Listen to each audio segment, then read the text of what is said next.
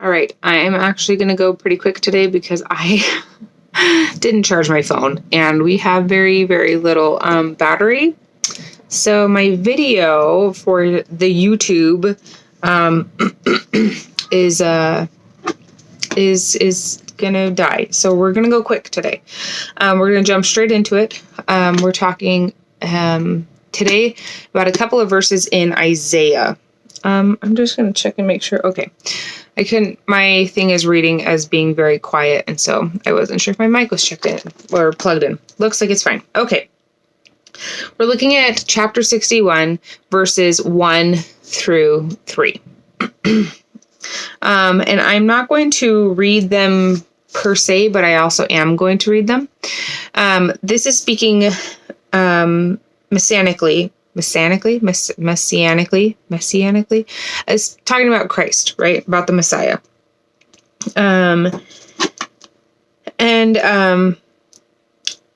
The Lord hath anointed me too, right? So this is what we're gonna talk about, these two things, because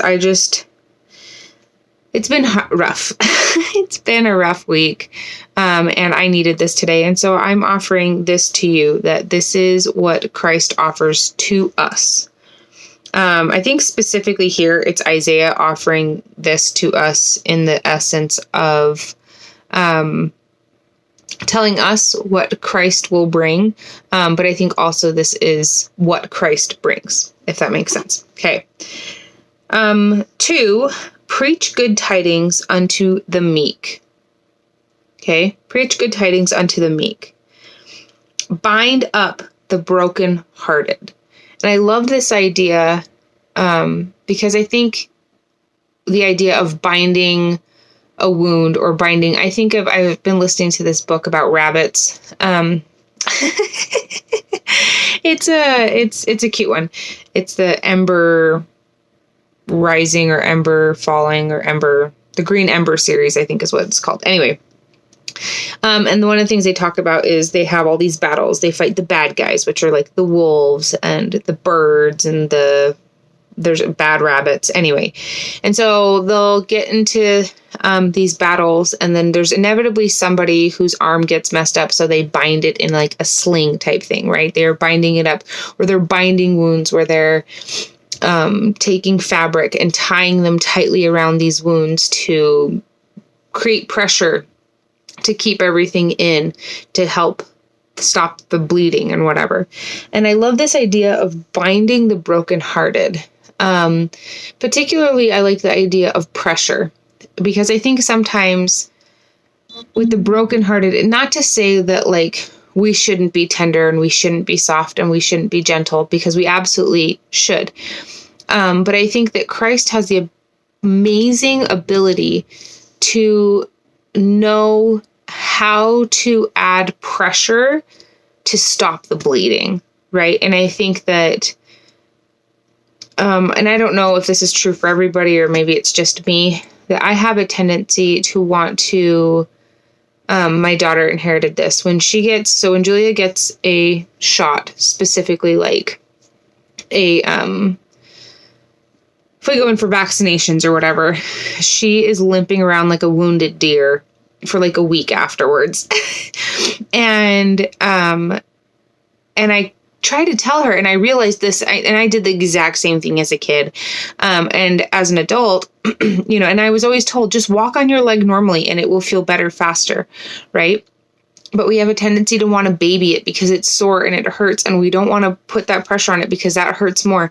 Not realizing that pressure of walking normally, not realizing that, we're bleeding out, putting pressure on that wound to stop the blood. You have to put a lot of pressure on it, and the pressure doesn't feel good, right? It would feel better to release some of that pressure off a little bit, because you wouldn't be pushing down into this wound. But at the same time, by not putting that pressure, you're bleeding out, right? In the same way, if you're by not walking on the leg normally, we take longer to heal. And so I think Christ has a beautiful ability to know how to bind up the brokenhearted, he holds us tenderly in his hands, but he also knows when to put pressure on us that will help us heal. And so I think that sometimes we forget that that's not a pleasant, it's not a pleasant experience to have your wounds bound, to have your broken heart pieced back together and then bound tightly together again, especially when everything has been broken and sore and it's painful, that our healing processes are not going to feel good, right? They're not like, we'll feel better in the end, but the process of it is not going to feel good. So I just like that image, to proclaim liberty to the captives, and the opening of the prison to them that are bound, right? This is a different kind of binding. This is a restrictive binding, whereas one is a healing binding. So I just kind of clarify the difference there. To proclaim the acceptable year of the Lord and day of vengeance of our God, to comfort all that mourn. I will never get tired of the phrase, to comfort those who stand in need of, to mourn with those who mourn and comfort those that stand in need of comfort. One of my most favorite phrases that comes from the scriptures. To appoint unto them that mourn in Zion. This is one that I really loved, because he clarifies this a little bit more. To appoint unto them that mourn in Zion, right? To give them. And I looked up several different places. I looked up and just like online. I looked up in the OED, Oxford English Dictionary. What does appoint mean? And it says to assign a job or role to someone, to determine or decide on a time or a place, right? Like a meeting. In law, it's defined. Appoint is defined as decide on the disposition of, like, property of which one is not the owner or whatever, under powers granted by the owner. And one of the things I like about appoint, right? Especially if we're talking about, where'd it go? Assigning a job or role. Let's talk about what are the jobs or roles that are being appointed to them that mourn in Zion. To give unto them beauty for ashes, right? In the place of where there are ashes, there is beauty too. Oil of joy for mourning. Like oil of joy for mourning. Can we talk, like, let's jump into this one a little bit here, because this one I think is beautiful. So verse 3, that is the second one. So Psalms 30:11. And we're going to just kind of jump over here real quick and do this. This is a little impromptu, you guys. Psalms 30:11. There you are. Thou hast turned... Here you go. Thou hast turned for me my mourning into dancing. Thou hast put off my sackcloth and girded me with gladness. This idea that Christ will be able to take our mourning and give us the oil of joy, right? And I think that the oil is not a happenstance word here, especially when you think about how we have anointed oils that we use in various ceremony, like with blessings. And then we think about oil that was used with Christ, right? That was one of the things that Mary Magdalene, Mary, his mother, all the various Marys, when they come back after he's been crucified, they come to anoint his body. They come to put these oils on his body as part of their purification, part of their process of death. This is something that they did at the time.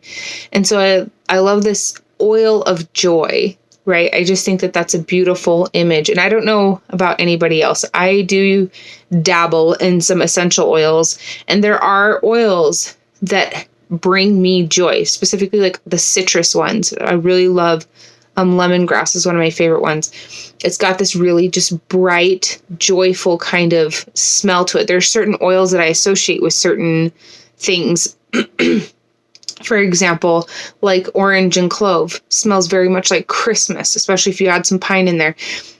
So I love this idea of being given oil to treat my mourning, this oil of joy that will help mend me in my mourning, that will turn my mourning to dancing, right? Like how powerful is the atonement of Jesus Christ that it can turn our mourning into dancing. Okay, we're almost done here, I promise, because my battery is like, excuse me, we're gonna die soon. Okay, the garment of praise for the spirit of heaviness. So we're trading out the spirit of heaviness for the garment of praise. The garment of praise for the spirit of heaviness, that they might be called trees of righteousness, the planting of the Lord, that he might be glorified.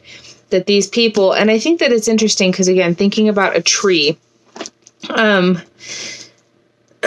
Isaiah, I think sometimes gets a bad rap for being really hard to read. And I think that what it is you just have to read him really slowly and really intentionally and really think about what it is he's talking about. He makes you slow down in your scripture reading. You can't blaze through him like you can a little bit with like First Nephi, for example, right? We all know verse 1, chapter 1 of First Nephi.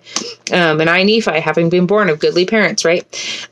We kind of just glaze over it. And Isaiah forces us to slow down and stop, because if we don't, we're like, whoa, what the heck did I just read? And so that they might be called trees of righteousness. Okay. I love this idea of trees of righteousness, right? This is kind of kicks back to the vineyard story. But when we think about the growth of a tree, again, this is not a comfortable process for the tree, right? You can't just leave the seed out in the open and be like, okay, little tree, go ahead and grow. You have to plant it deep in the earth. You have to pack it down. You have to have that pressure, and it has to be cold. Well, not necessarily cold, but it's like this dark, wet kind of place. Doesn't sound like a super fun place to hang out. And then the tree has to grow through the soil. And obviously it gains nutrients through the soil and stuff, but it still has to come up through the soil. And then it has to deal with the elements around it. And then slowly, by doing those things, by digging deep into the soil, by growing up towards the sky, it becomes stronger and stronger and stronger, and can stand as this testament, this testimony of Christ in this one, those trees of righteousness that will stand as the planting of the Lord, that he might be glorified. So that we can see all these places where their righteousness has been planted. Anyway, so I just love this idea. And I think that these scriptures for me just really reminded me that God is good, and that Christ is aware of me, and that he brings all this wonderful, amazing stuff that is going to be so good for me, that is so good for me right now, even if it doesn't necessarily feel good while it's happening, even if it doesn't necessarily feel comfortable, even if it feels like this immense pressure that I don't know what to do with. We're moving towards something big. We're moving towards something really powerful. And I think just kind of remembering that this week. And I'll talk to you next week.